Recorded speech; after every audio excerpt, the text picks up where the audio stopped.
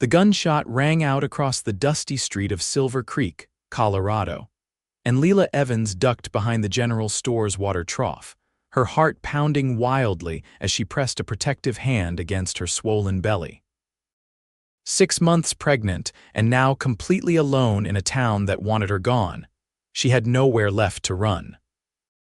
Her husband's blood still stained the boardwalk not 50 yards away, his body already taken to the undertaker while the man who'd killed him walked free. The mayor's son could apparently shoot an outsider in broad daylight without consequence. The late September sun beat down mercilessly as Lila crouched in her hiding place, desperately trying to think through her limited options. The stagecoach wasn't due for another 3 days, and she had precisely $2.43 to her name, not enough for a ticket anyway.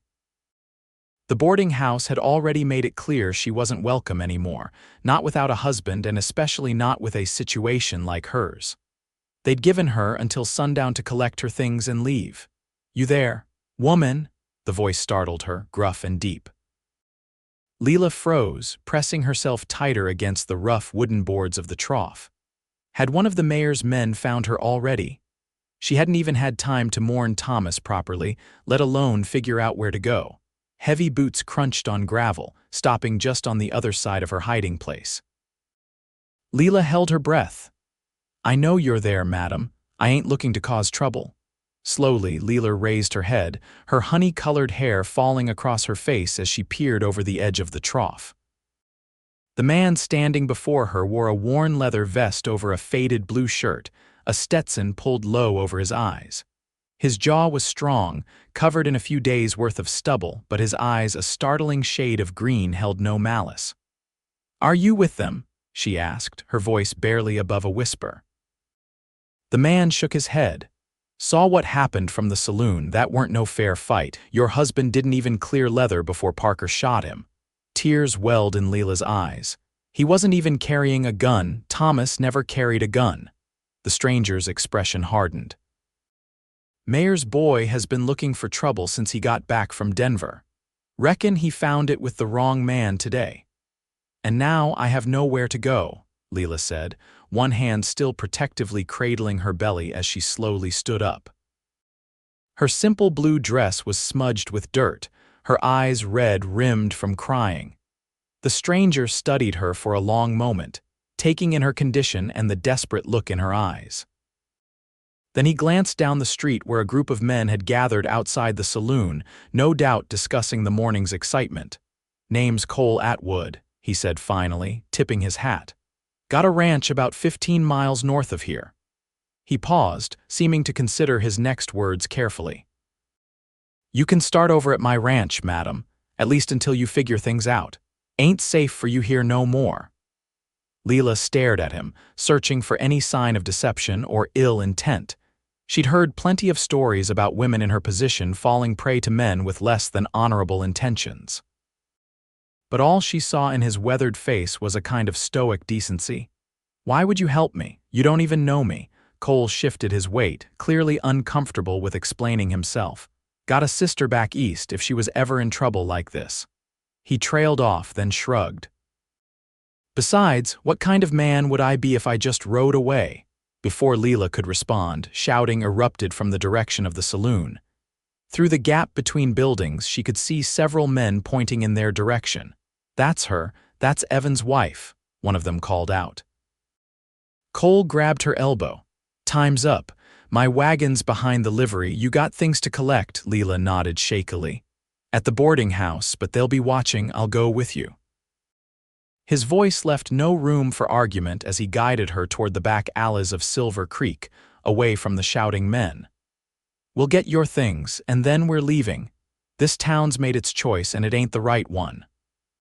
20 minutes later, Lila found herself being helped into a wagon loaded with supplies, her small carpet bag containing everything she owned stashed beneath the seat. The landlady had sneered as Cole escorted Lila to her room, but one stern look from the rancher had silenced any protest.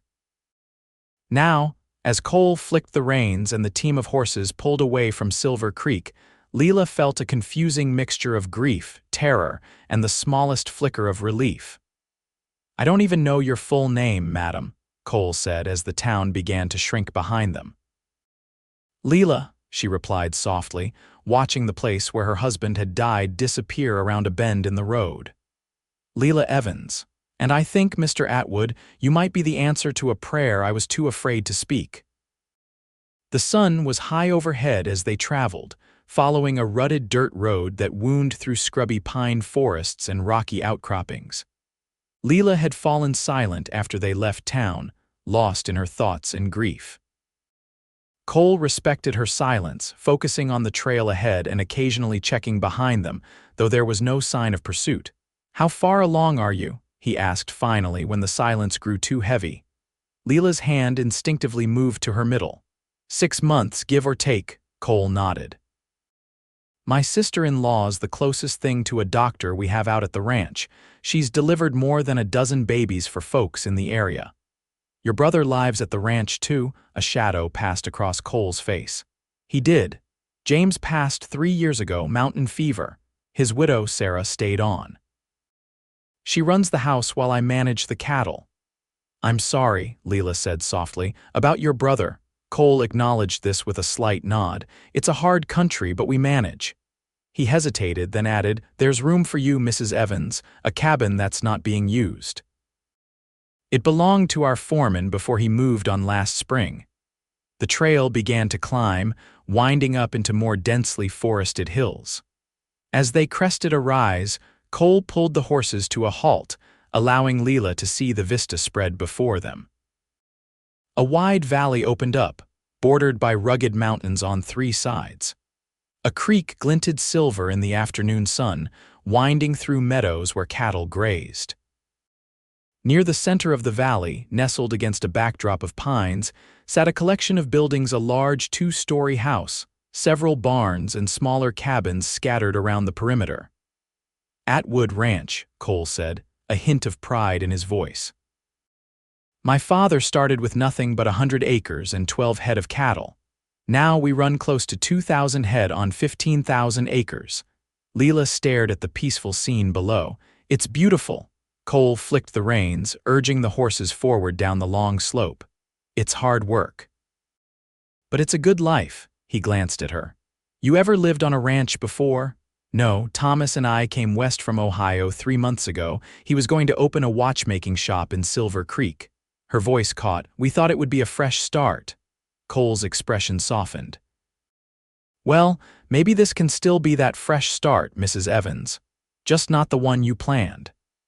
As they approached the ranch, Lila could see activity around the building's men moving between corrals, smoke rising from the main house chimney. A woman in a dark blue dress emerged onto the porch, shading her eyes to watch their approach. That's Sarah, Cole said, lifting a hand in greeting. The wagon rolled to a stop in the yard, and Cole quickly jumped down, coming around to help Lila descend. She winced as her feet hit the ground, her back aching from the long, bumpy ride. Sarah Atwood approached them, curiosity evident on her handsome face. She was perhaps in her early 30s, with dark hair pulled back in a practical bun and keen brown eyes that missed nothing. Didn't expect you back until tomorrow, Cole, she said, her gaze sliding to Lila with undisguised interest. Change of plans, Cole replied. Sarah, this is Mrs. Lila Evans. She's going to be staying with us for a while. Sarah's eyes widened slightly as she took in Lila's condition, but to her credit, she simply nodded and extended her hand. Welcome to Atwood Ranch, Mrs. Evans. Lila took the offered hand, feeling strangely like a child being presented to a stern but fair teacher. Thank you for having me, Mrs. Atwood, I'm sorry for the imposition. Sarah waved this away. No imposition, we've plenty of room. She shot Cole a questioning look, but he just gave a slight shake of his head, indicating they would talk later. Let's get you settled, Sarah continued briskly. You look ready to drop, and I imagine you could use some tea and something to eat. As Sarah led her toward the main house, Lila glanced back at Cole, who was already unloading supplies from the wagon. He caught her eye and nodded once, reassuringly. Despite everything, the shock, the grief, The uncertainty, Lila felt something like hope stir within her for the first time that terrible day. The main house was surprisingly comfortable, with polished wooden floors, sturdy furniture, and curtains at the windows touches that spoke of a woman's hand. Sarah led Lila to a small bedroom on the first floor, explaining that the cabin Cole had mentioned would need some cleaning before it was habitable. "Cole's never been one for details," Sarah said with a fond exasperation that suggested years of dealing with her brother-in-law's practicality.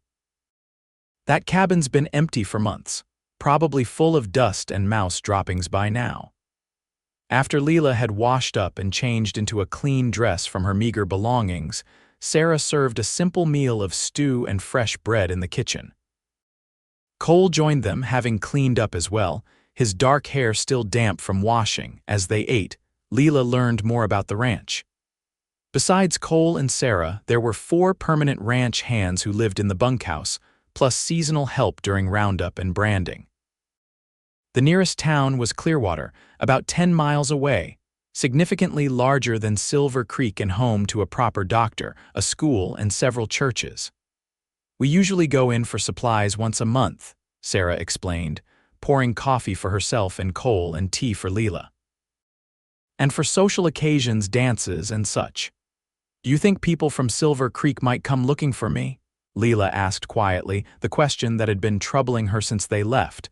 Cole and Sarah exchanged glances. "Mayor Parker has no jurisdiction here," Cole said finally. "This is Fremont County, not Park, and Sheriff Boone in Clearwater is a fair man. He won't stand for any nonsense from Parker or his boy. Still," Sarah added gently, "it might be best if you kept close to the ranch for a while, at least until things settle." That night, lying in a strange bed in a strange house, Lila finally allowed herself to truly grieve.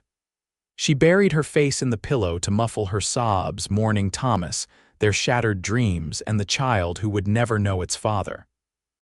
Exhaustion eventually pulled her into sleep, but her dreams were troubled, filled with gunshots and accusations and the hateful face of the man who had killed her husband. She woke to sunlight streaming through curtains she didn't recognize, momentarily disoriented before the previous day's events came rushing back. For a few seconds, she lay perfectly still, listening to the unfamiliar sounds of the ranch roosters crowing, the distant lowing of cattle, voices calling outside. A soft knock at the door roused her fully. "Mrs. Evans, are you awake?" Sarah's voice.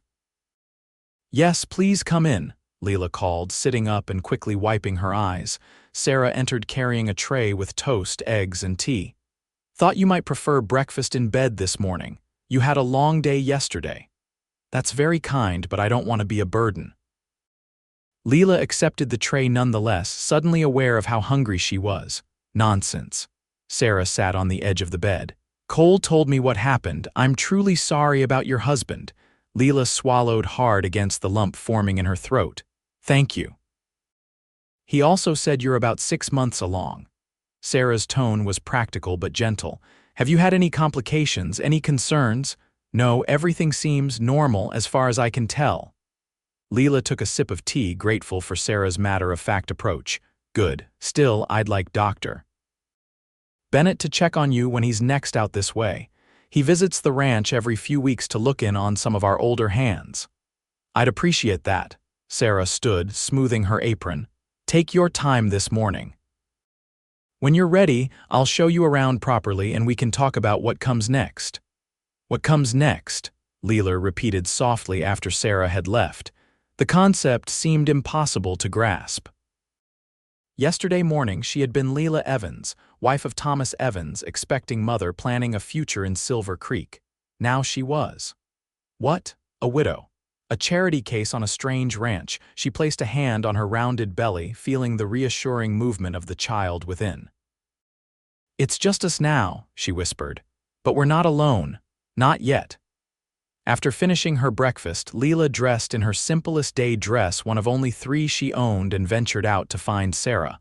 The older woman was in the kitchen, kneading bread dough with practiced movements. "Ah, there you are," Sarah smiled. Feel up to a tour. The ranch was larger than Lila had initially realized. Besides the main house, there were 2 large barns, a cookhouse where the hands took their meals during busy seasons, a smokehouse, several corrals, and 4 smaller cabins scattered at comfortable distances around the central buildings. One of these, Sarah explained, would be Lila's once it was properly cleaned and prepared.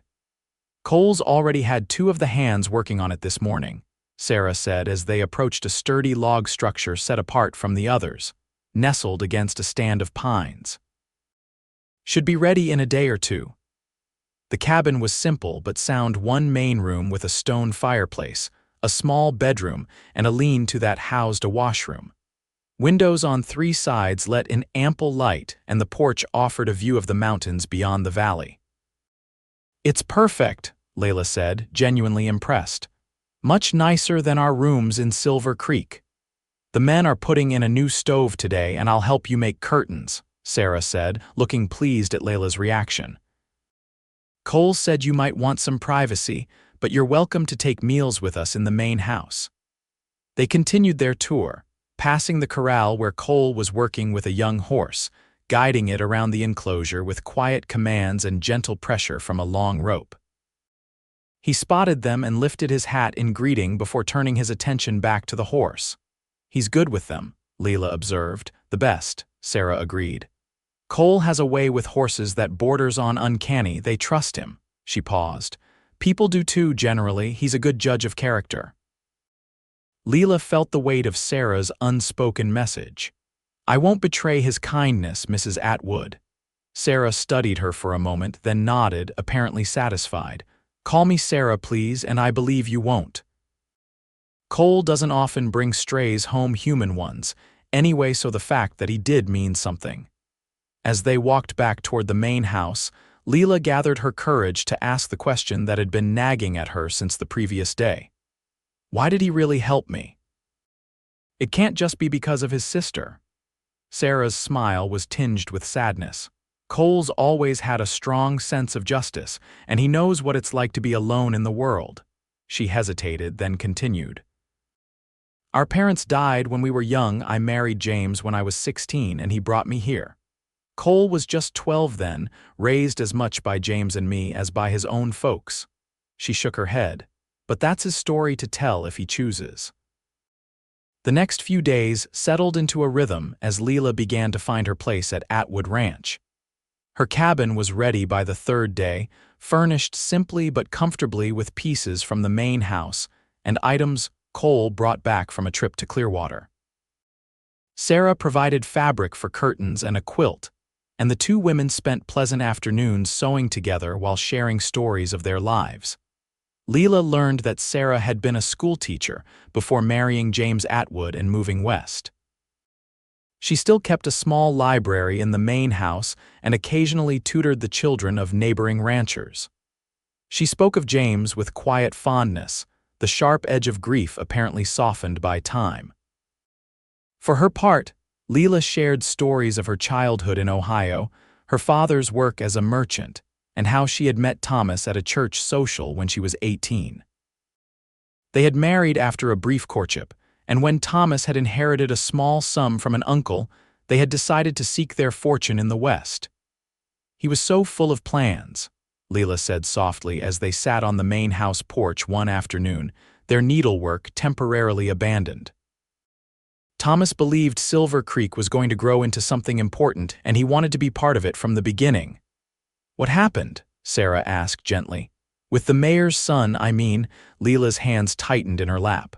"Thomas went to the bank to deposit our last $40.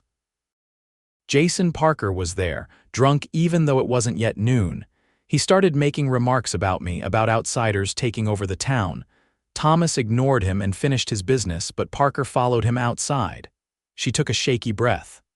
"I was across the street at the general store. I heard Parker shouting, saw Thomas turn around with his hands raised, trying to calm him down. Then Parker just drew his gun and fired. Thomas never even had a chance to defend himself." Sarah reached over and squeezed Lila's hand. "I'm so sorry. The worst part was how everyone just accepted it." The sheriff took one look at who had done the shooting and basically shrugged. The banker who had just spoken with Thomas minutes before suddenly couldn't remember him. It was like they all decided my husband deserved to die for the crime of not being born in their town. Some places out here are like that, Sarah said. They turn inward, suspicious of anything new or different, but not everywhere. She gestured toward the valley spread before them. This land changes people, Lila. It can make them harder, yes, but it can also make them more true to themselves. The question is which path they choose. In the evenings, Cole often joined them for supper, though he was usually quiet, listening more than talking as the women conversed. Lila found herself watching him when she thought he wouldn't notice the careful way he handled things. His thoughtfulness with the ranch hands, how he always seemed aware of everyone around him. One evening, about a week after her arrival, Lila was sitting on her cabin porch watching the sunset paint the mountains gold and crimson when she heard approaching hoofbeats. Cole rode up on his bay gelding, dismounting with the easy grace of a man who had spent most of his life on horseback. "Evening, Mrs. Evans," he called, removing his hat. "Mind if I join you?" "Please do," she replied, gesturing to the second chair Sarah had insisted on providing. "And I wish you'd call me Lila." Cole settled into the chair, setting his hat on his knee. "Lila, then." They sat in companionable silence for a few minutes, watching as the sun slipped behind the mountains and the first stars appeared in the deepening blue sky. "Sarah tells me you're settling in all right," Cole said finally. "Yes, everyone has been very kind." "Good." He seemed to consider his next words carefully. "I wanted to let you know that I sent a letter to the territorial marshal about what happened in Silver Creek. Not asking for anything specific, just making sure someone outside Parker's circle knows the truth." Lila turned to him, surprised. "You didn't have to do that." "Yes, I did." His voice was firm. "What happened to your husband wasn't just a tragedy, it was murder. I don't expect much to come of it, but at least it's on record somewhere." Tears pricked at Lila's eyes. "Thank you. Thomas deserved at least that much justice." Cole nodded, his profile strong against the darkening sky. "I also wanted to ask what your plans are, after the baby comes, I mean." The question caught Lila off guard, though she'd been thinking about it herself. "I'm not sure yet. I don't have family to return to. My parents passed years ago, and I have no siblings." "You could stay," Cole said, the words coming out in a rush. "Here, I mean, on the ranch. There's plenty of work if you want it. Sarah could use help with the accounts and correspondence. She mentioned you have a good hand for figures." "She did." Lila couldn't hide her surprise. Cole's mouth quirked in a slight smile. "She showed me the inventory list you helped her organize, said you spotted 3 errors she'd missed. It was nothing. I used to help my father with his ledgers, not nothing." Cole leaned forward, resting his elbows on his knees. "Look, I'm not trying to pressure you. You've had enough of that. Just know that there's a place for you here for as long as you want it, for you and the baby." Lila felt a warmth spread through her chest that had nothing to do with the evening air. "That's very generous." "It's practical," Cole countered, though his eyes told a different story. "Good help is hard to find out here." Later, after Cole had bid her good night and ridden back to the main house, Lila remained on the porch, watching the stars multiply across the vast Colorado sky. For the first time since Thomas's death, she allowed herself to truly consider a future not just surviving day to day, but actually living again. The ranch felt right in a way she couldn't fully explain, as if the land itself was offering her shelter. And Cole Atwood, with his quiet strength and unexpected kindness, was becoming someone she looked forward to seeing each day. "Perhaps," she whispered to her unborn child, "we've found our fresh start after all." October turned to November, bringing cooler days and frost-covered mornings to the valley. Lila's pregnancy advanced, her belly growing more pronounced as the baby seemed to gain strength along with her own renewed spirit. Dr. Bennett, a gruff but thorough physician from Clearwater, confirmed that everything appeared normal and estimated a late December birth.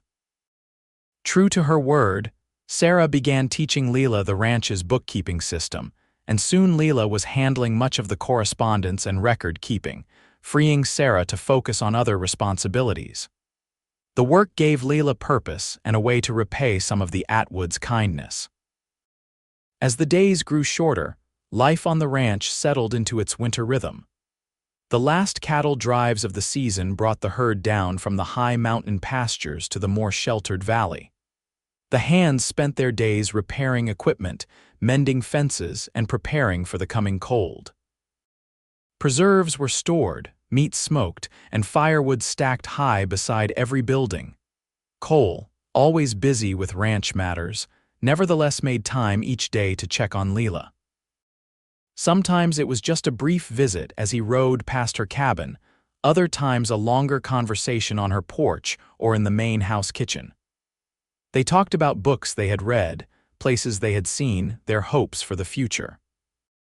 Never pressing, always respectful, Cole became a steadying presence in Lila's life, a friend when she most needed one. One crisp afternoon in late November, Lila was walking back from the main house, a basket of mending in her arms, when she spotted a rider approaching from the direction of Clearwater. As the figure drew closer, she recognized Cole's foreman, Mike Donovan, who had been in town picking up mail and supplies. Something in his rushed pace sent a chill through her. Donovan rode straight to where Cole was working near the barn, and Lila watched as they conferred, Cole's expression growing increasingly serious. After a moment, both men headed toward her and Lila quickened her steps to meet them. "What is it?" she asked, noting the concern in Cole's eyes. "Mike heard news in town," Cole said, his voice carefully neutral. "Jason Parker and two of his friends have been asking questions about you in Clearwater. Seems they've figured out where you went." Lila's hand flew protectively to her belly. "Why, what more could they possibly want from me?" Cole and Donovan exchanged glances. "According to the bartender at the Golden Eagle, Parker's claiming you stole money from the bank before leaving Silver Creek, says you're a wanted woman." "That's absurd," Lila cried. "I never. Thomas had just deposited our last $40 when Parker killed him. Everyone at the bank saw it." "We know it's a lie," Cole said firmly. "But Parker's using it as an excuse to come after you. His pride's hurt because you got away and people in Clearwater were talking about what happened. Makes him look bad." "What do we do?" Lila asked, unconsciously stepping closer to Cole. "First, we make sure you're safe." Cole turned to Donovan. "Mike, gather the men. I want extra patrols around the property day and night. Nobody approaches the main buildings without being seen." "Yes, sir." Donovan nodded and headed toward the bunkhouse. Cole gently took the basket from Lila's hands. "Come on, let's get you back to the house. Sarah should hear this too." In the kitchen, Sarah listened gravely as Cole explained the situation. When he finished, she reached across the table and squeezed Lila's hand. "You'll stay in the main house until this is resolved," she said, her tone brooking no argument. "Your cabin's too isolated." "I can't impose," Lila began, but Cole cut her off. "It's not an imposition, it's common sense. The main house is more defensible and there are always people around." His expression softened slightly. "Please, Lila, it would ease my mind." Something in the way he said her name made Lila's heart skip. She nodded slowly. "All right, but only until we know Parker's not coming." "I'll fetch your things," Sarah said, standing. "Cole, why don't you show Lila to the blue room upstairs? It has a view of the approach road, so she'll be able to see anyone coming." As they climbed the stairs, Cole sighed heavily. "I'm sorry about this. I thought you'd be safe here."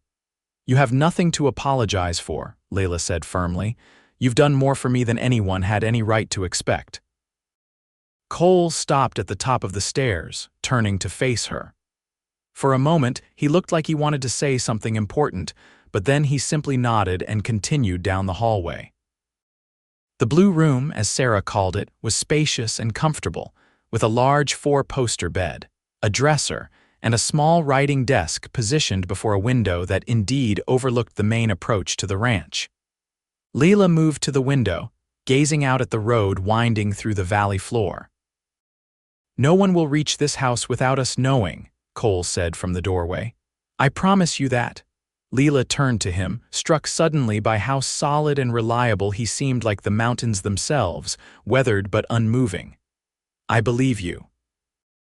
Their eyes held for a long moment, and Lila felt something shift between them, a recognition that went beyond words. Then Sarah appeared with an armload of Lila's belongings, breaking the spell. I'll leave you to get settled, Cole said, backing into the hallway. We'll talk more at supper. That evening, after a quiet meal during which plans were made for the coming days, Cole took up position on the front porch with a rifle across his knees. Despite Sarah's protests that the hands were already keeping watch, he insisted on taking the first shift himself. From her window, Lila could see his silhouette, steady and vigilant in the moonlight. The sight both comforted and troubled her, grateful for his protection, but distressed at having brought danger to his doorstep. Sleep eluded her as she lay in the unfamiliar bed, her mind racing with worries. What if Parker actually came? What if someone got hurt because of her? What if Cole or one of his men had to face charges for defending her? A soft knock at her door startled her from her thoughts. Lila, are you awake? Sarah's whisper. Yes, come in, she called softly, sitting up against the pillows. Sarah entered carrying 2 steaming cups. I thought you might have trouble sleeping. I know I did. She handed one of the cups to Lila. Chamomile tea with just a touch of honey. Thank you. Lila inhaled the soothing aroma before taking a small sip. Sarah settled on the edge of the bed. I wanted to check on you. This can't be easy, especially in your condition. I feel terrible bringing this trouble to your home, Lila admitted, after everything you and Cole have done for me. Nonsense. The trouble isn't of your making. Sarah's expression grew thoughtful. You know, when James was alive, we had our share of difficulties. Cattle rustlers, disputes over water rights, even a feud with a neighboring rancher that got ugly for a time. Through it all, Cole was our rock. Steady, determined, always putting others before himself. She paused, seeming to choose her next words carefully. I've watched him these past weeks, Lila, the way he is with you. I haven't seen him this alive since before James died. Lila felt her cheeks warm. We're friends. He's been kind to me, that's all. Sarah's smile was knowing. Is it? Cole doesn't share his thoughts easily, doesn't let people get close, but he talks to you, seeks you out. She reached over and patted Lila's hand. I'm just saying, whatever happens in the days ahead, remember that you're not imposing. You're wanted here. After Sarah left, Lila remained awake, her thoughts now turned in a new direction. Had Cole's attention been more than mere kindness?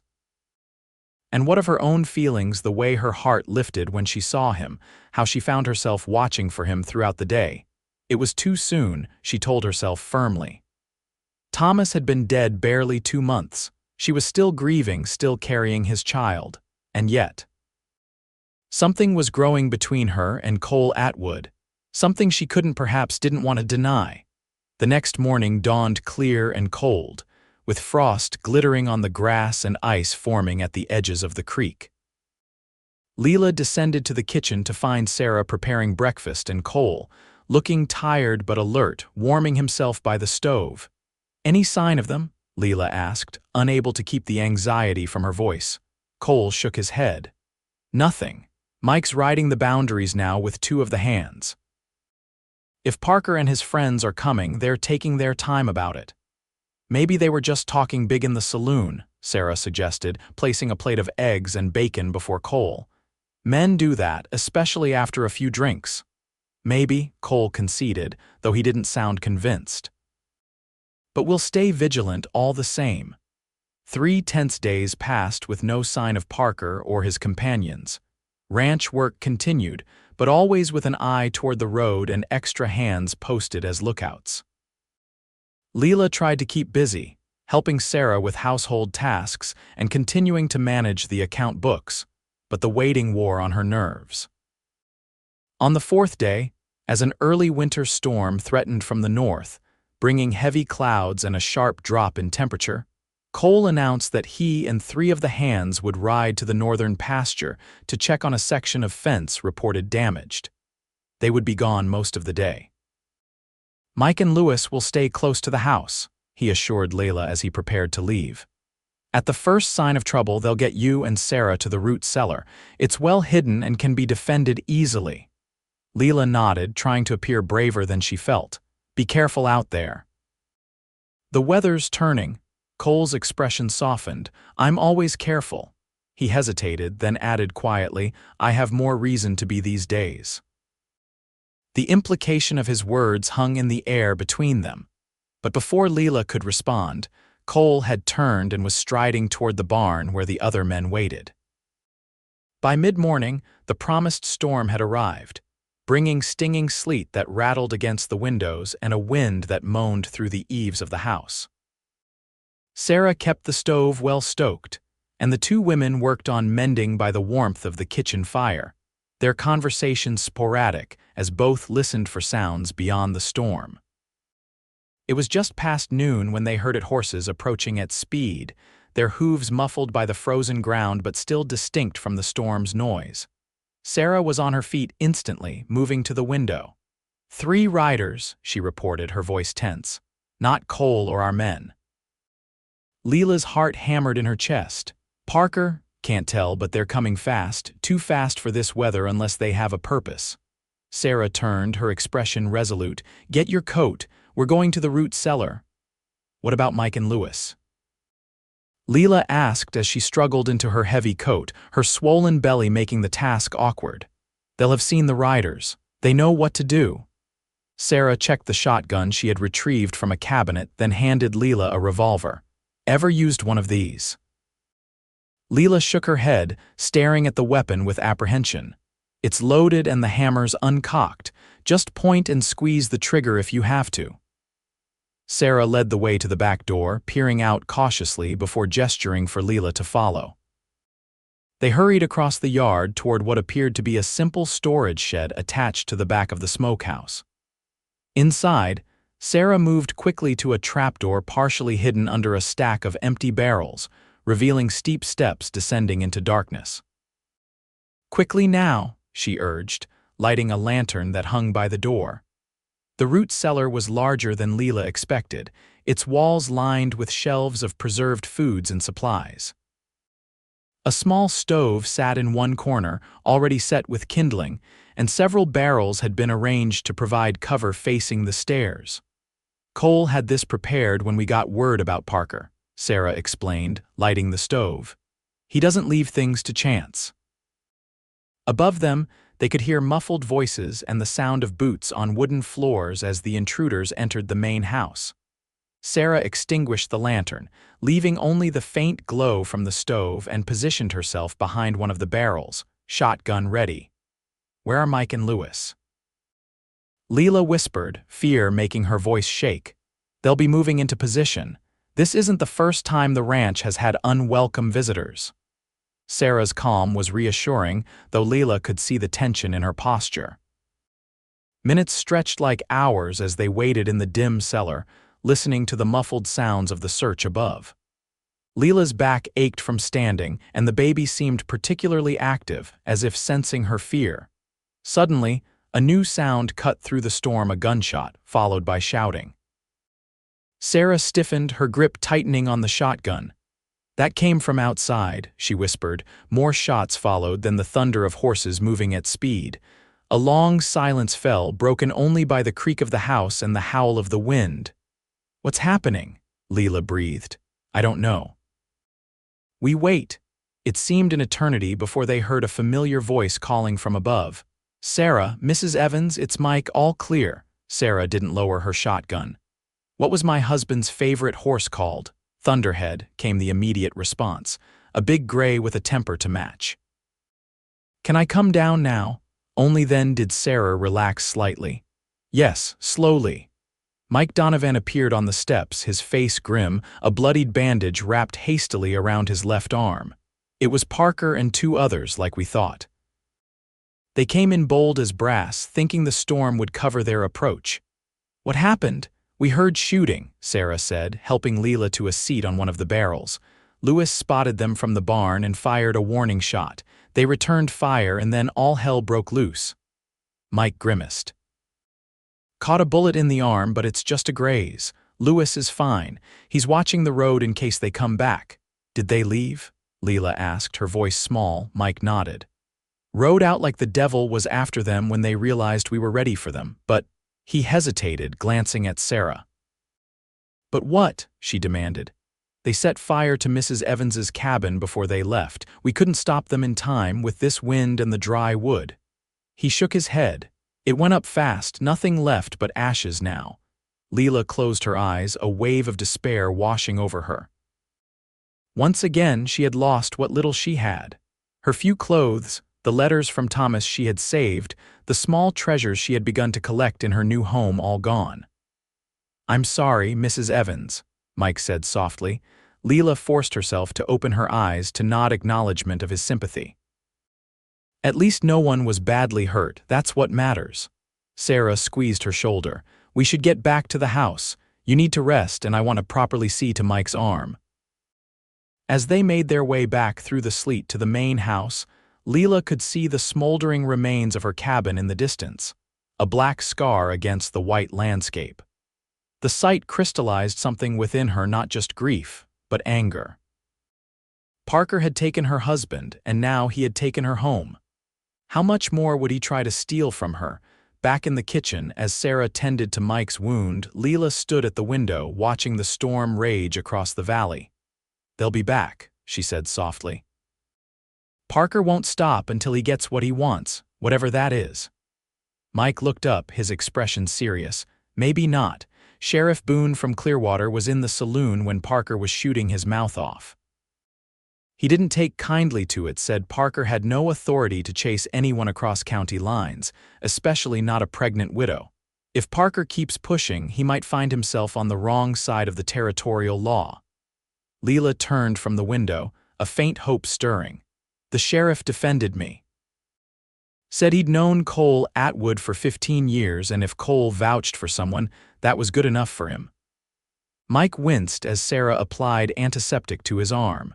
"Course, that just made Parker madder. He's the type that can't stand being told no." "Which makes him dangerous," Sarah added, wrapping a clean bandage around Mike's arm. "Especially now that he's been humiliated again." The kitchen door banged open, and all three turned to see Lewis, the young Mexican ranch hand, his hat and shoulders dusted with sleet. "Riders coming," he announced, stamping his boots. "4 of them." Lila's heart sank. "Parker's back with reinforcements." Lewis shook his head, a wide grin spreading across his face. "No, Senora, it is Senor Atwood and the others. They are returning." The relief that flooded through Lila was so intense it made her knees weak. She sank into a chair as Sarah hurried to put on coffee and Mike went to meet the returning men. Minutes later, Cole burst into the kitchen, his coat crusted with ice, his face drawn with worry. His eyes found Lila immediately, scanning her as if to assure himself she was unharmed. "Mike told me what happened," he said, his voice rough with emotion.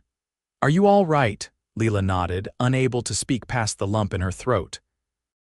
Cole crossed to her in 2 strides, kneeling beside her chair and taking her cold hands in his warm ones. "I shouldn't have left," he said, his voice low and intense. "If anything had happened to you, but it didn't," Lila managed to say. "I'm fine, we all are, thanks to your preparations." Cole's expression was fierce. "Parker won't get another chance, I promise you that." Something in his tone frightened Lila. "What are you going to do?" Before Cole could answer, the kitchen filled with the returning ranch hands, all talking at once as they stomped snow from their boots and hung their wet coats by the stove. Sarah began serving coffee and leftover stew, and the immediate crisis gave way to the practical needs of cold, hungry men. Cole reluctantly released Lila's hands and stood, though he remained close to her chair as he accepted a cup of coffee from his sister-in-law. "We'll talk later," he said quietly to Lila. "For now, just rest. You've had enough excitement for one day." That night, unable to sleep despite her exhaustion, Lila sat in the window seat of the blue room, watching as the storm finally began to subside. The moon occasionally broke through the thinning clouds, casting silver light across the snow-covered valley. A soft knock at her door drew her attention.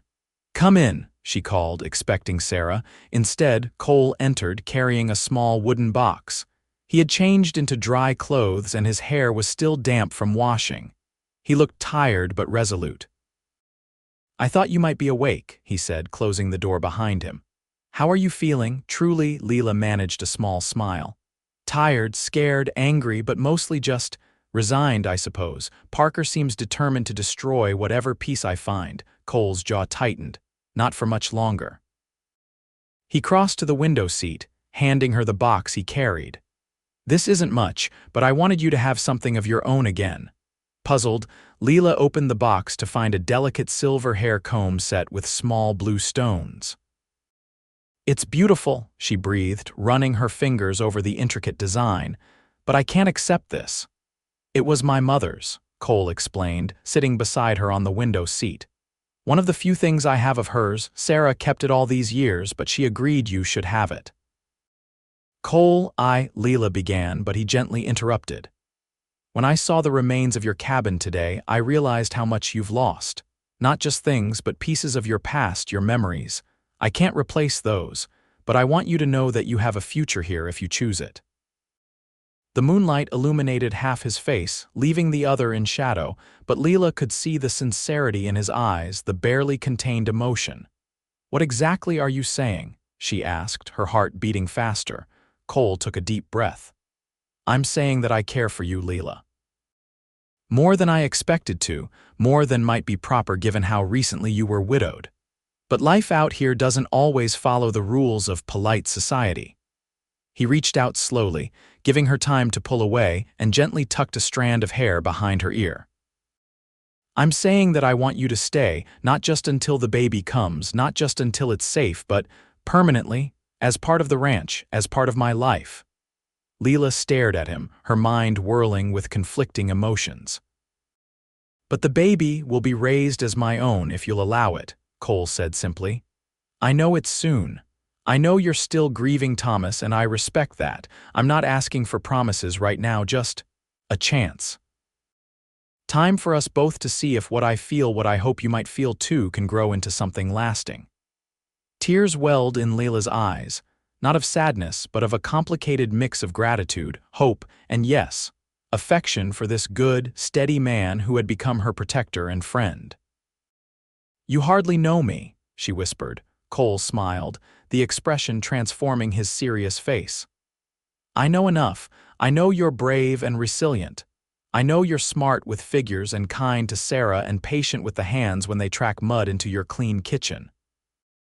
I know you sing to your baby when you think no one can hear, and I know you're the first person I want to tell when something good happens on the ranch." He took her hand, his calloused fingers gentle against her skin. "The rest we can learn together, if you're willing." Lila looked down at their joined hands, then back up at his face, finding there a warmth and sincerity that called to something deep within her.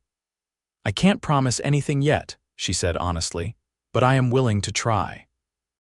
The smile that spread across Cole's face was like the sun breaking through storm clouds. "That's all I'm asking for." He lifted her hand and pressed a gentle kiss to her knuckles, a gesture so unexpectedly tender that Lila felt tears threatening again. "Now," he said, releasing her hand and standing, "you should get some sleep. Tomorrow will bring its own challenges." As he moved toward the door, Lila called after him softly, "Cole, thank you for everything." He paused, his hand on the doorknob, and looked back at her with an expression that made her breath catch. "No need for thanks. Some things are just meant to be." After he left, Lila remained by the window, the silver comb clutched in her hand, watching as the last of the storm clouds drifted away to reveal a sky filled with stars. For the first time in months, she allowed herself to hope not just for survival, but for happiness. The next morning brought clear skies and bitter cold, the world transformed into a glittering white landscape that sparkled under the winter sun. After breakfast, Cole called a meeting of all the ranch hands in the main house kitchen, where he laid out his plan. "Parker and his men will think twice before coming back after yesterday, but we can't assume they're done," he said, standing at the head of the large table where the men had gathered. "So we're going to make sure they understand that this ranch and everyone on it is protected." His plan was straightforward but effective. 2 men would ride to Clearwater immediately to inform Sheriff Boone of the attack on the ranch. Another would be dispatched to the nearest telegraph office with messages for the territorial marshal and the circuit judge, formally reporting Jason Parker's actions. "We'll do this by the book," Cole emphasized, his gaze briefly meeting Lila's across the table. "No vigilante justice, no matter how tempting. Parker wants us to overreact to give him an excuse. We won't give him that satisfaction." The men nodded their agreement, though Lila could see that some, particularly Mike Donovan, his arm still bandaged from yesterday's encounter, might have preferred a more direct approach. "What about Mrs. Evans?" Lewis asked, voicing what several seemed to be thinking. "She has no home now, Mrs. Evans will stay in the main house until spring," Cole replied, his tone leaving no room for discussion. "By then, we'll have built a new cabin, closer to the main buildings and more secure." Lila started to protest that she didn't want to impose, but a look from Sarah silenced her. This was Cole's way of ensuring her safety and comfort without making any public declarations about their personal relationship, a relationship that was itself still undefined and tentative. As the men dispersed to their assigned tasks, Cole approached Lila. "I need to ride to Clearwater myself," he said quietly. "I want to speak with Boone directly, make sure he understands the seriousness of the situation." Lila nodded, trying to hide her concern. "When will you leave?" "Within the hour. I should be back by nightfall." He hesitated, then added, "Don't worry, the ranch will be well guarded while I'm gone, and Parker would be a fool to try anything again so soon." "Be careful," Layla said, unconsciously placing a hand on her belly as the baby shifted within her. "We'll be waiting for your return." A smile touched Cole's eyes at her use of "we," though his expression remained serious. "I'll be back before you know it." True to his word, Cole returned just as the short winter day was fading into dusk, bringing with him not only news but an unexpected visitor. Sheriff Daniel Boone, a burly man with a graying beard and shrewd eyes, had decided to ride out to Atwood Ranch himself to assess the situation. "Territorial Marshal's been looking for an excuse to rein in Mayor Parker for some time," Boone explained as he warmed himself by the kitchen fire, gratefully accepting the coffee Sarah offered. "Man thinks his jurisdiction extends wherever he wants it to. This incident might just be what's needed to put him and that wild son of his in their place." "What will happen now?" Lila asked, seated across from the sheriff, her hands wrapped around her own mug of coffee. Boone studied her thoughtfully.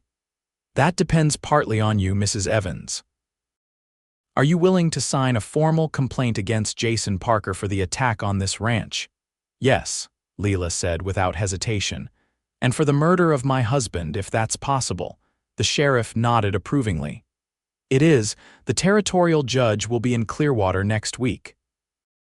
With your testimony and Cole's, plus the evidence of the burned cabin and Donovan's wound, we've got enough to bring charges. Can't promise what will come of it. Parker's father has influence, but it's a start." "And in the meantime?" Sarah asked, the practical question that was on everyone's mind. "In the meantime," Boone said, setting down his empty cup, "I've deputized 2 men to patrol the county line between here and Silver Creek. Parker and his boy cross into Fremont County again looking for trouble. They'll find it with the law instead of with you folks." It wasn't a perfect solution, but it was more justice than Lila had dared hope for. As the conversation turned to other matters, she caught Cole watching her from across the room, his expression a mix of relief and something warmer, more personal. She offered him a small smile, a private acknowledgement of the step they had taken together toward resolving the shadow that had hung over her since Thomas's death. That night, after Sheriff Boone had bedded down in the guest room and the house had grown quiet, Lila found herself once again unable to sleep. Her mind was too full of the day's events, of possibilities both frightening and hopeful. Wrapping a shawl around her shoulders, she made her way downstairs, thinking a cup of tea might help settle her thoughts. She was surprised to find Cole still awake, seated at the kitchen table with a lamp turned low, studying what appeared to be architectural drawings. He looked up at her entrance, immediately rising to his feet. "Couldn't sleep," Lila shook her head, moving to the stove. "Too much thinking. I was going to make some tea. Would you like some? Please." Cole cleared space on the table, rolling up the drawings. "I was just looking at plans for your new cabin. I want to make sure it's right this time. Safer, more comfortable." Lila busied herself with the kettle, touched by his thoughtfulness. "The old one was perfectly comfortable. What happened wasn't your fault. Maybe not. But I aim to make sure it doesn't happen again." There was steel in his voice, the protective determination that had been his hallmark since the day they met. As they sat together in the quiet kitchen, steam rising from their cups, Lila found herself studying Cole's face in the lamplight, the strong line of his jaw, the tiny lines around his eyes that appeared when he smiled, the way his dark hair fell across his forehead when he bent over his drawings. "What made you decide to help me that day in Silver Creek?" she asked suddenly. "The truth, not just the part about your sister." Cole looked up, surprised by the question. After a moment's consideration, he set down his cup. "You want the whole truth?" Lila nodded. "I saw a woman who wasn't being treated right, who was alone and afraid but still standing tall." His voice was low, reflective. "I saw someone with more courage than all those men put together, and I couldn't just ride away knowing what they might do to you." He met her gaze directly. "And yes, I thought about my sister back east, how I'd want someone to help her if she was in trouble, but mostly I just saw you, Lila, and something in me couldn't look away." The simplicity of his answer, the honesty of it, moved Lila deeply. Without thinking, she reached across the table and laid her hand over his. "I'm glad you didn't look away." Cole turned his hand beneath hers, their fingers intertwining naturally. "So am I." The week that followed brought a gradual easing of tension at Atwood Ranch. Sheriff Boone returned to Clearwater, but sent regular reports via ranch hands who traveled to town. There had been no further sign of Parker or his companions, and rumor had it that the mayor was discouraging his son from pursuing any further action after learning of the territorial marshal's interest in the case. Life began to settle into a new pattern. Lila continued to stay in the Blue Room, helping Sarah with household tasks and ranch accounts, while Cole oversaw the initial preparations for her new cabin.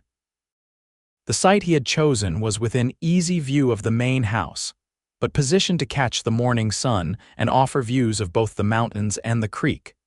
December arrived with a cold snap that froze the creek solid and turned breath to vapor in the frigid air. The baby grew increasingly active, and Dr. Bennett, making a special trip from Clearwater, confirmed that everything appeared normal for a birth likely to occur around Christmas. "First babies often come late," he advised Lila during his examination, "but everything looks to be progressing well. The child is in good position, and you're healthy despite everything you've been through." As the doctor packed his bag, he added casually, "Cole seems to have taken a particular interest in your welfare." Lila felt her cheeks warm. "He's been very kind to everyone at the ranch." Bennett snorted, a sound that conveyed volumes of amused disbelief. "I've known Cole Atwood for nearly a decade, Mrs. Evans. Kind isn't a word most would use to describe him. Fair, yes. Honest, always. But the way he hovers when you're in the room. Well, let's just say it's a side of him I haven't seen before." After the doctor left, Lila found herself pondering his observations as she sat by the window, working on a small blanket for the baby. Her feelings for Cole had grown steadily over the weeks since their late-night conversation, developing from gratitude into genuine affection and, increasingly, something deeper that she was almost afraid to name. But what of Thomas? The guilt that accompanied her growing attachment to Cole was real, if diminishing. Thomas had been a good husband, kind and ambitious if sometimes impractical. She had loved him truly, mourned him deeply. Was it disloyal to find herself drawn to another man so soon? You look very serious, Sarah observed, entering the room with a basket of mending. Everything all right with the baby? Lila nodded, setting aside her needlework. Dr. Bennett says everything is fine. I was just thinking. Sarah settled into the chair opposite, her perceptive gaze taking in Lila's troubled expression. About Cole, is it that obvious? Lila sighed. Only to someone who knows him as well as I do. Sarah began sorting through her mending. He looks at you the way James used to look at me, like you're the answer to a question he's been asking his whole life. Lila's heart quickened at the description. It seems too soon. Thomas has only been gone a few months. Shouldn't I be, I don't know, grieving longer? Sarah considered this, her nimble fingers threading a needle. Grief doesn't follow rules, Lila. It's not a straight path from sorrow to acceptance, and finding love again doesn't diminish what you had with Thomas. Love, Lila repeated softly, testing the word. Was that what she felt for Cole? You don't have to name it yet, Sarah said gently. But don't deny yourself happiness out of some misplaced sense of duty to a memory. Thomas would want you to live, to find joy again, especially for the sake of your child. As if in agreement, the baby kicked vigorously, making Lila gasp and then laugh. I think someone agrees with you. Sarah smiled, her eyes warm with understanding. Children have a wisdom all their own. Perhaps you should listen. 2 days later, Lila found herself alone in the house, Sarah having gone to visit a neighboring ranch where one of the children was ill. Cole and most of the hands were out checking cattle in the far pastures, leaving only Mike Donovan nearby, working in the barn. Restless despite her advancing pregnancy, Lila decided to walk to the site of her new cabin, curious to see the progress. The day was cold but clear, the sun providing just enough warmth to make the short walk pleasant. The foundation was already laid, a simple rectangle of stone that would support the log walls. Piles of timber, cut and stripped of bark, waited nearby, along with stacks of smaller logs for the roof. Cole had explained his plans to her: a main room larger than her previous cabin, a proper bedroom, a small second room that could serve as a nursery, and a covered porch facing the mountains. Lila stood in what would become the main room, imagining the completed cabin, a fire in the hearth, a table where she would feed her child, perhaps a rocking chair by the window. A home of her own again. The sound of approaching hoofbeats drew her attention. Turning, she expected to see Mike or one of the other hands coming to check on her. Instead, 3 riders were approaching from the direction of the main road, their silhouettes unfamiliar. Instinct made her step back, seeking the shelter of the nearby trees, though she knew she couldn't move quickly enough to truly hide. As the riders drew closer, her breath caught in her throat. Jason Parker, his distinctive red hair visible even at a distance, rode at the head of the group. Lila glanced toward the main house, gauging the distance.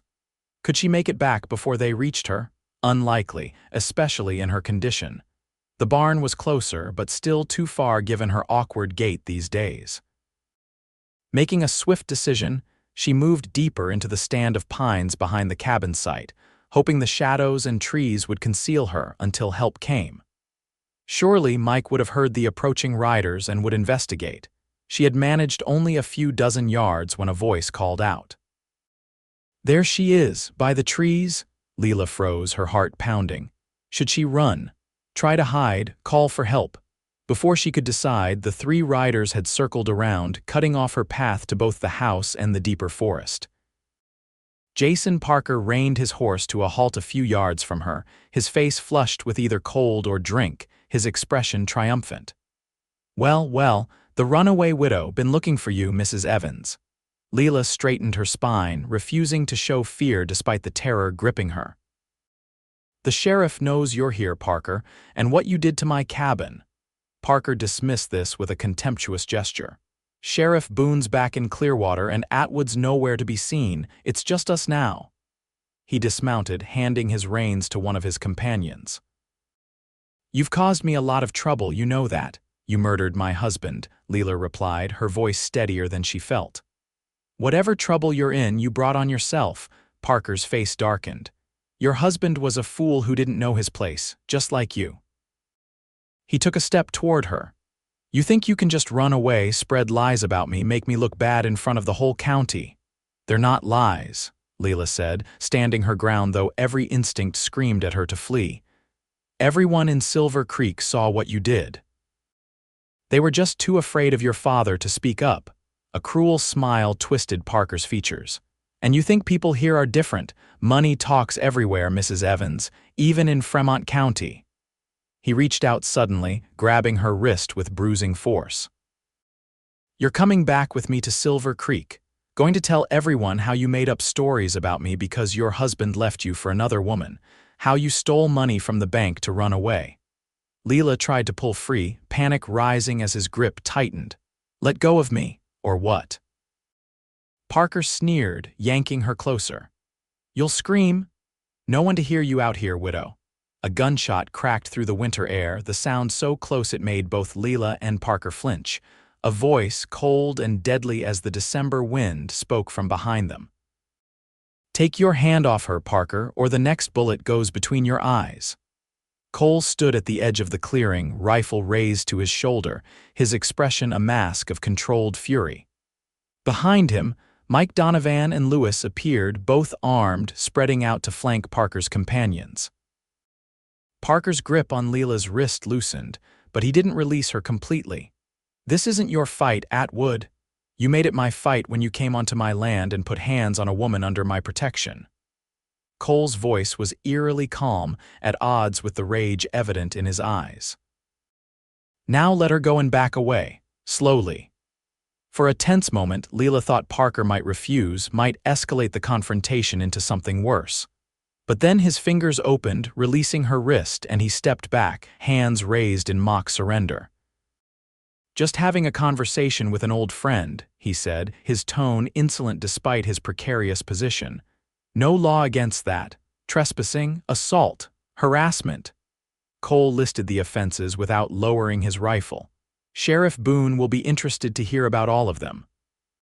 It's your word against mine, Parker replied, though his confidence seemed to be wavering as he glanced at his outnumbered companions. 4 witnesses against 3, Cole corrected.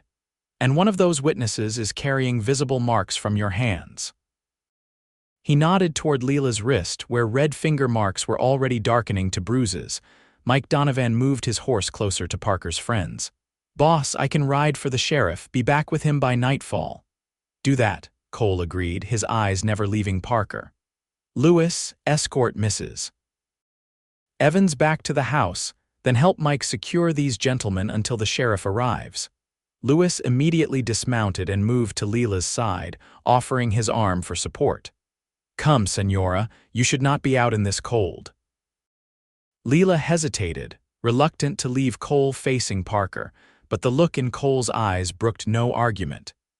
She allowed Lewis to lead her away, glancing back once to see Cole still standing firm, rifle unwavering, as Mike began disarming Parker and his companions. Back at the main house, Lewis insisted on examining Lila's wrist, which was beginning to swell. Not broken, I think, he said after gentle probing, but you should keep cold cloths on it to reduce the swelling. Lila nodded absently, her mind still at the clearing, with Cole and the man who had taken so much from her. Will Cole be all right? Lewis's expression was confident. Senor Atwood can handle himself, Senora, and Mike will be back with the sheriff before dark. Do not worry. But worry she did, sitting by the window with a cold compress on her wrist, watching the road for any sign of Cole's return. When Sarah arrived home an hour later, she took one look at Lila's face and bruised wrist and immediately demanded the full story. That miserable, cowardly, Sarah broke off, visibly restraining herself. Are you truly all right, the baby? We're fine, Lila assured her, though her hand trembled slightly as she adjusted the compress. Just shaken. It was frightening seeing him again. Sarah's expression hardened. This ends today. One way or another, Jason Parker will not threaten you again. True to Mike's prediction, Sheriff Boone arrived just as dusk was falling, accompanied by 2 deputies and a grim-faced Mike Donovan. From her window, Lila watched as they rode directly to the barn, where Cole had apparently been holding Parker and his men. Nearly an hour passed before Cole finally entered the house, looking weary but satisfied. He came directly to the parlor where Lila and Sarah waited, his eyes immediately finding Lila's. "Parker and his friends are on their way to the Clearwater jail," he reported, removing his hat and coat. "Sheriff's charging them with multiple offenses. The territorial judge is due tomorrow, so they'll face him directly." "What will happen to them?" Lila asked, rising from her chair. Cole moved to stand before her, his gaze dropping to her bandaged wrist, his expression darkening momentarily. "Boone thinks Parker will face serious time in territorial prison, especially given the earlier murder charge. His friends will likely get lighter sentences, but enough to make them think twice about following him again." "And Silver Creek, the mayor?" Sarah asked from her place by the fire. "The marshal's sending men to investigate corruption charges. Seems Parker's attack on the ranch was the last straw for several people who have been too afraid to speak up until now." Cole's attention returned to Lila, his voice softening. "It's over. He can't hurt you anymore." The relief that flooded through Lila was so profound it made her knees weak. Cole must have noticed because he quickly stepped forward, his hands catching her elbows to steady her. "You should be resting," he said, concern evident in his voice. "Today was too much strain in your condition."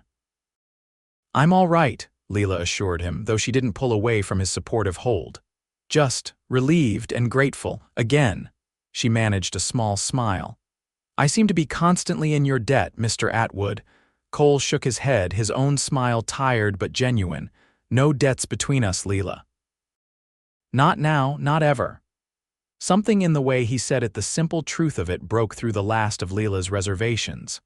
Without overthinking, she leaned forward and pressed a soft kiss to his cheek, her lips brushing against the stubble of his jawline. "Thank you," she whispered, "for everything." Cole stood very still, surprise and something warmer flickering across his features. Behind them, Sarah quietly slipped from the room, leaving them alone in the firelit parlor. "Lila," Cole began, his voice rough with emotion. Before he could continue, Lila gasped, her hands flying to her belly. "Oh," Cole's expression immediately shifted to alarm. "What is it? The baby?" Lila shook her head, a surprised laugh escaping her. "No, nothing wrong. He's just very active suddenly. Here."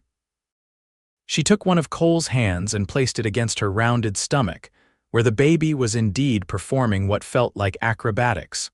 Cole's eyes widened as he felt the strong movements beneath his palm.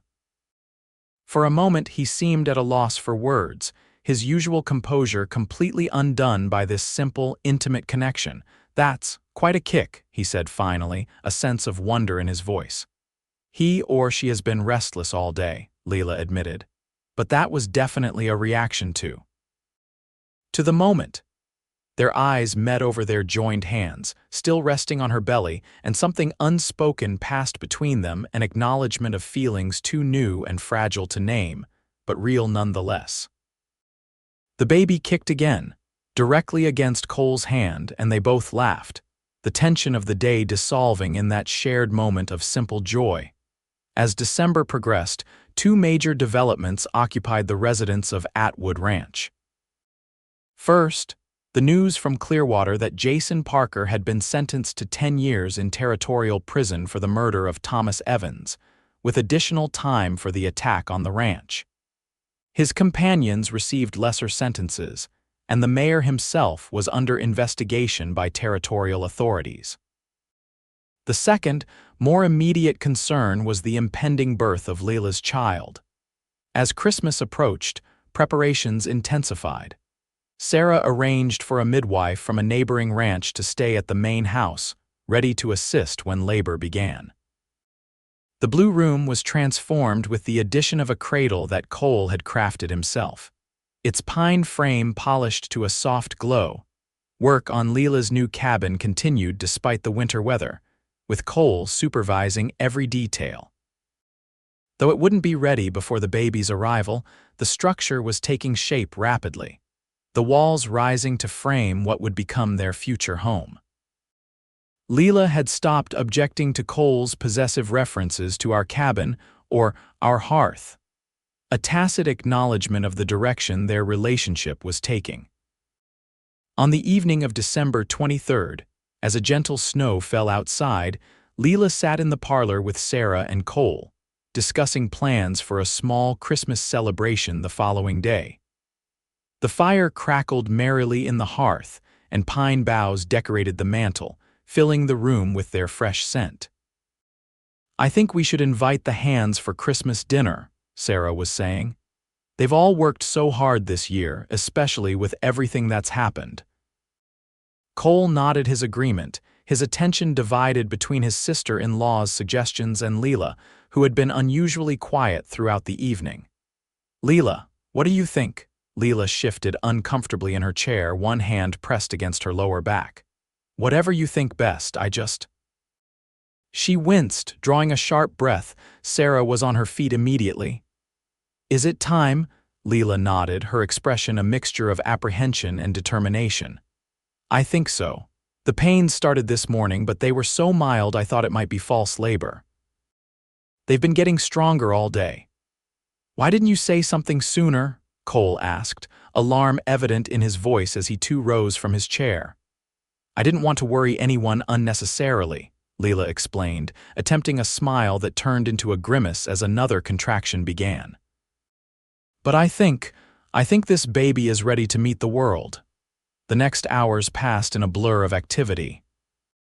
Sarah sent one of the Hands riding through the snow to fetch the midwife, while Cole paced anxiously outside Lila's room, periodically shooed away by his sister-in-law as she helped Lila prepare for the long night ahead. The midwife, a capable woman named Mrs. Benson, arrived just before midnight, bringing with her decades of experience and a calming presence that immediately put Lila at ease. After examining her, Mrs. Benson confirmed that labor was well established but likely had several hours yet to progress. "First babies take their time," she assured Lila, helping her walk slowly around the room during a break between contractions. "But everything looks to be proceeding normally." As midnight passed and Christmas Eve dawned, Lila's labor intensified. Sarah and Mrs. Benson took turns supporting her, wiping her brow with cool cloths, encouraging her through each contraction. Cole remained close by, though barred from the actual birthing room, his footsteps in the hallway a constant reminder of his presence. During a particularly difficult period when the contractions seemed endless and progress minimal, Sarah opened the door to find Cole sitting on the floor outside, his back against the wall, head bowed as if in prayer. "She's asking for you," Sarah said softly. Cole's head snapped up, surprise and concern warring on his face. "Is that proper?" Sarah's smile was tired but genuine. "Proper has little place in a birthing room, Cole. If she wants you there, that's what matters." Inside, Lila lay propped against pillows, her hair damp with sweat, her face pale but determined. When she saw Cole hesitating in the doorway, she extended her hand toward him. "I thought you might want to meet your child soon," she said, her voice strained but steady. Cole crossed to her side in 3 long strides, taking her offered hand in both of his. "Lila." Whatever he had been about to say was cut off as Lila's face contorted with another contraction. Her grip on his hand tightened painfully, but Cole didn't flinch, his eyes never leaving her face. "You're doing beautifully," Mrs. Benson encouraged from the foot of the bed. "The baby's head is crowning, just a few more pushes now." Cole started to rise, perhaps thinking he should leave for this most intimate part of the birth, but Lila's grip on his hand tightened further. "Stay," she gasped between breaths. "Please." And so he stayed, supporting her as she bore down with the next contraction, his quiet words of encouragement joining Sarah's and the midwife's, his steady presence an anchor in the storm of pain and effort. As the first light of Christmas morning filtered through the curtains, Lila gave one final, tremendous push, and her child entered the world with a lusty cry that filled the room. "A boy," Mrs. Benson announced triumphantly, quickly wrapping the squalling infant in a warm blanket.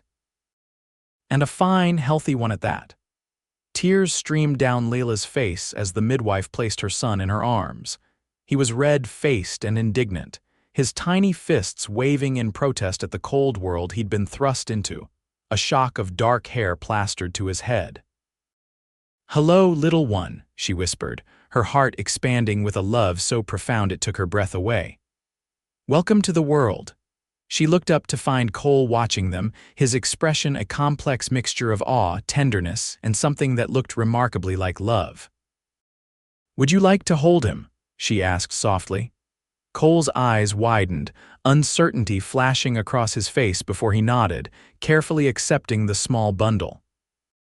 His large, calloused hands, so capable with horses and tools, were incredibly gentle as he cradled the newborn, studying the tiny features with undisguised wonder. "He's perfect," Cole said, his voice rough with emotion. "Just like his mother." The baby squirmed in his arms, one tiny hand escaping the blanket to wrap around Cole's finger with surprising strength. Something in Cole's expression shifted then, a decision made, a commitment solidified. "What will you name him?" Sarah asked from where she stood preparing clean linens. Lila hesitated, her gaze moving from her son to the man holding him with such care. "I thought, Thomas James Evans, for his father and for your brother," she said to Cole. "If that's all right." Cole nodded, a smile spreading across his tired face. "It's more than all right, it's perfect." After the midwife had checked both mother and baby one final time, and Sarah had helped Lila change into a fresh nightgown, the two women left, giving Cole and Lila a few moments of privacy with the newest member of their unconventional family. Cole sat on the edge of the bed, the baby now sleeping peacefully in Lila's arms. "You were amazing," he said quietly. "I've never seen anything like it." Lila smiled, exhausted but radiant. "I couldn't have done it without you, all of you." "You could have," Cole countered. "You're stronger than you know, Lila Evans." He reached out, gently brushing a strand of hair from her face, his touch lingering against her cheek. "But I'm glad you didn't have to." Lila leaned into his touch, her heart too full for words. In that quiet Christmas morning, with her newborn son in her arms and Cole beside her, she felt something settle within her apiece, a certainty about where she belonged and who she wanted to share her life with. "Merry Christmas, Cole," she whispered, turning her face to press a kiss into his palm. His smile was like the sunrise breaking over the mountains. "Merry Christmas, Lila, the first of many if I have any say in the matter," and in that moment, Lila knew with absolute certainty that it would be. Spring came early to the Colorado mountains that year, the snow melting from the valley floor by mid-March, revealing tender green shoots and the promise of wildflowers to come. Lila's cabin was completed just as the last drifts disappeared, and the moving day coincided with little Thomas's 3-month birthday. The cabin exceeded all expectations, spacious, sturdy, and filled with thoughtful touches that spoke of Cole's attention to detail. Wide windows captured both morning and afternoon light. The hearth was large enough to warm the entire space on the coldest days. Built-in shelves held the books and small treasures Lila had begun to accumulate since coming to the ranch. Most telling, perhaps, was the main bedroom, which Cole had furnished with a large 4-poster bed clearly meant for two, though neither of them had spoken directly of such arrangements. Their relationship had deepened over the winter months, their bond strengthened by shared care of Thomas and mutual respect that had grown into undeniable affection. Yet both had maintained a certain reserve, aware of the complexities of their situation. On the evening after the move, with Thomas asleep in his cradle in the small second bedroom, Layla and Cole sat on the cabin's porch, watching as the setting sun painted the mountains gold and crimson. A comfortable silence stretched between them, broken only by the distant sounds of cattle and the soft whisper of the breeze through the pines. "It's perfect," Lila said finally, gesturing toward the cabin behind them. "Better than I could have imagined." Cole nodded, his expression satisfied. "I wanted it to be right, a proper home." "It is." Lila hesitated, gathering her courage for what she wanted to say next, But it's not the building that makes it a home, Cole, it's the people in it. He turned to look at her, his green eyes intent in the fading light. Lila, please let me finish, she interrupted gently. I've been thinking about this for a long time, about us, about what I want for Thomas and for myself. Cole nodded, waiting. When you found me in Silver Creek, I was lost in every way that matters. You gave me shelter, safety, purpose. But more than that, you gave me hope again. Lila reached for his hand, lacing their fingers together. I didn't expect to find love after Thomas died, didn't think I deserved it or that it could happen so soon. But life doesn't follow the rules we set for it, does it? No, Cole agreed softly. It doesn't. I love you, Cole Atwood, Lila said simply. Not just for what you've done for me and my son, but for who you are, for your strength and your kindness, your stubbornness and your patience. For the man who builds a home for a woman and child not his own, who faces down danger without hesitation, who holds a newborn with hands that can break a wild horse. Cole's expression softened, years seeming to fall away as he listened to her words. When she finished, he raised their joined hands to his lips, pressing a kiss to her knuckles. I've loved you since that first day, he admitted. Standing by that water trough in Silver Creek, dust on your dress and fear in your eyes, but so much courage it took my breath away. I knew then I'd do whatever it took to keep you safe, to give you a chance at happiness again. He shifted, turning more fully toward her. I don't have fancy words, Lila, but I know what I feel. I love you. I love Thomas as if he were my own blood. And I want to build a life with both of you if you'll have me. Tears glistened in Lila's eyes, but her smile was radiant. Is that a proposal, Mr. Atwood? It is. Cole's voice was steady, his gaze unwavering. Lila Evans, will you do me the honor of becoming my wife? Yes, Lila replied without hesitation. With all my heart, yes. Cole drew her into his arms, his kiss gentle at first, then deepening as she responded with equal fervor. When they finally parted, both slightly breathless, the first stars were appearing in the darkening sky. I should go back to the main house, Cole said reluctantly.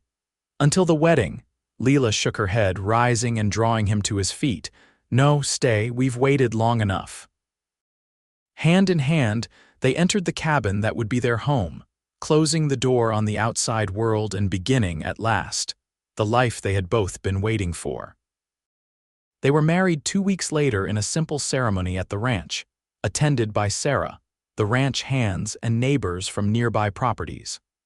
Sheriff Boone came from Clearwater to stand as Cole's best man, and Dr. Bennett brought his wife and daughters to witness the occasion. The territorial judge who performed the ceremony spoke of new beginnings and the courage it takes to open one's heart after loss. Sarah read a poem about love being a shelter in storms, and Cole and Lila exchanged vows they had written themselves, promises of support and faithfulness, of building a home and a future together. Thomas, dressed in his finest clothes and held by a proudly beaming Sarah during the ceremony, seemed to understand the significance of the day, remaining uncharacteristically quiet until the final "I do," when he let out a happy squeal that made everyone laugh. The celebration afterward was joyous food and drink flowing freely, music provided by two of the hands who played fiddle and guitar, dancing continuing well into the evening. As the spring sun set behind the mountains, casting long shadows across the valley, Cole drew Lila away from the festivities toward a quiet corner of the garden Sarah had planted years before. Happy? He asked, his arms circling her waist. Lila nodded, leaning into his embrace. More than I ever thought possible again. Cole pressed a kiss to her temple, then rested his cheek against her hair. I have something for you, a wedding gift. From his pocket, he produced a small velvet bag. It's not much, but if it's from you, it's precious, Lila interrupted, accepting the bag and carefully loosening the drawstring. Inside was a delicate gold locket, its surface engraved with intertwined leaves and vines. When she opened it, she found a tiny sketch of Thomas on one side, his infant face captured with remarkable skill. How did you? She breathed, touching the image gently. Sarah has a friend in Denver who does miniatures. I sent her a description and she created this." Cole looked slightly uncertain. "Do you like it?" I thought. "I thought you should have something to keep him close even as he grows." Tears welled in Lila's eyes. "It's perfect, the most thoughtful gift anyone has ever given me." She looked up at him, love overflowing. "Will you put it on me?" Cole carefully fastened the locket around her neck, his fingers lingering against her skin. "The other side is empty," he said. "For our next child, perhaps, or whatever you choose to put there." "Our next child," Lila repeated, liking the sound of it. "I'd like that very much." Cole's smile was tender as he drew her close again. "So would I. But for now, Mrs. Atwood, I believe we have a wedding night to begin." As they walked back toward their cabin, hand in hand under the star-filled Colorado sky, Lila thought of the journey that had brought her here from fear and desperation to love and belonging. The path had been harder than she could have imagined, with losses that had nearly broken her, but also with unexpected joys and a strength she hadn't known she possessed. And now, with Cole beside her and Thomas waiting in Sarah's loving care, Lila faced the future not with fear but with hope for the family they would build, the love they would share, the life they would create together on this land that had become her home. In the years that followed, Atwood Ranch flourished, as did the family that called it home. Thomas grew into a strong, curious boy with his mother's honey-colored hair and his adoptive father's green eyes, equally at home with books from Sarah's library, and on the back of the gentle pony Cole chose for his 5th birthday. He was joined in time by siblings first a sister, Emma, born on a summer night when a meteor shower streaked across the sky, then twin boys, James and William, who arrived during the worst blizzard in 20 years, forcing Cole to deliver them himself while Dr. Bennett was stranded in Clearwater. The story of how Lila and Cole had found each other became something of a legend in Fremont County, retold at gatherings and dances, embellished with each telling until it sounded more like a dime novel than the sometimes painful, often mundane reality they had lived. Lila didn't mind the embellishments. The truth, as she knew it, was written in the life they shared in Cole teaching Thomas to ride and read, in the way he still reached for her hand across the dinner table, in the home they had built together, both the physical structure and the less tangible but more important bonds of family and love. On the 10th anniversary of their wedding, as they sat on their porch watching their children play in the spring twilight, Cole turned to Lila with the same intensity he had shown on that day in Silver Creek when he had offered her a fresh start.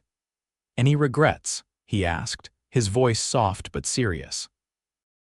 Lila considered the question, her gaze taking in their home, their children, the life they had created from what had once seemed like ashes. "None," she said firmly. "Every step, even the painful ones, led me here. To you, to us." Cole nodded, satisfied with her answer in the way of a man who had asked knowing what he would hear but needing the confirmation nonetheless. "When I saw you that day, I had no idea how much you would change my life." "When you found me that day," Lila corrected gently, "I had no idea how much life was still left to live." As the sun set behind the mountains and their children's laughter echoed across the valley, Lila and Cole Atwood sat hand in hand on the porch of the home he had built for her, watching the first stars appear in the darkening sky, secure in the knowledge that whatever the future might hold, they would face it together, just as they had that September day when a desperate young widow with nowhere left to go had found her future in the eyes of a cowboy who offered her a chance to start over.